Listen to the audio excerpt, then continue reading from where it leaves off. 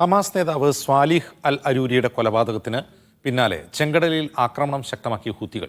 ചെങ്കടലിൽ വാണിജ്യ കപ്പലുകൾക്ക് നേരെ ഹൂത്തികൾ 2 മിസൈലുകൾ തൊടുത്തുവിട്ടു. ചെങ്കടലിലെ പ്രശ്നങ്ങൾ ചർച്ച ചെയ്യാൻ UN രക്ഷാസമിതി ഇന്ന് പ്രത്യേക യോഗം ചേരും. BK സുഹൈൽ വിവരങ്ങളുമായി ന്യൂസ് ഡെസ്കിൽ നിന്ന്. സുഹൈൽ, ഈ UN രക്ഷാസമിതിയുടെ ഇന്നത്തെ യോഗത്തിന്റെ പ്രധാന അജണ്ട എന്താണ്? അജംസ്, ഇപ്പോൾ ചെങ്കടൽ ഈ യുദ്ധത്തിലെ പശ്ചിമേഷ്യയിലെ പ്രധാനപ്പെട്ട ഒരു സംഘർഷ മേഖലയായി മാറിയിരിക്കുകയാണ്.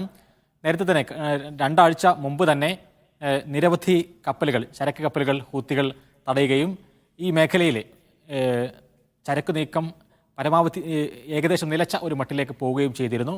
ഇപ്പോൾ അത് കുറച്ചുകൂടി സംഘർഷഭരിതമാവുകയാണ്. കാരണം ഇസ്രായേൽ ആ തരത്തിലുള്ള പ്രകോപനങ്ങളാണ് സൃഷ്ടിക്കുന്നത്.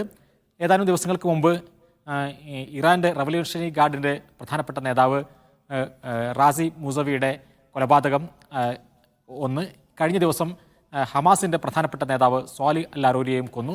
ഈ പശ്ചാത്തലത്തിൽ ഹൂത്തികൾ ഒന്നുകൂടി ഈ മേഖലയിൽ ചരക്കു കപ്പലുകൾക്കെതിരായിട്ടുള്ള ആക്രമണം ശക്തമാക്കാൻ തീരുമാനിച്ചു. ഇസ്രായേലുമായി ബന്ധപ്പെട്ടുള്ള ഈ സാഹചര്യത്തിലാണ് ഇക്കാര്യത്തിൽ എന്തെങ്കിലും ഒന്ന് ചെയ്യണം എന്നുള്ള ഒരു നിലയിലേക്ക് UN രക്ഷാസമിതി എത്തുന്നത്. നേരത്തെ ഇക്കാര്യത്തിൽ ഒരു വിപുലമായ പ്രതിരോധ സഖ്യമുണ്ടാക്കാൻ അമേരിക്ക ശ്രമം നടത്തിയിരുന്നു. പക്ഷേ അത് പരാജയപ്പെടുന്നതാണ് കണ്ടത്.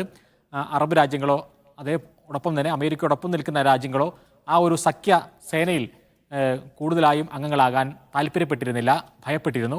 ആ ഒരു സാഹചര്യത്തിൽ കൂടിയാണ് എന്താണ് ഇതിനൊരു പരിഹാരം എന്നുള്ള നിലയിൽ ഈ ഒരു UN രക്ഷാസമിതി യോഗം ചേരുന്നത്.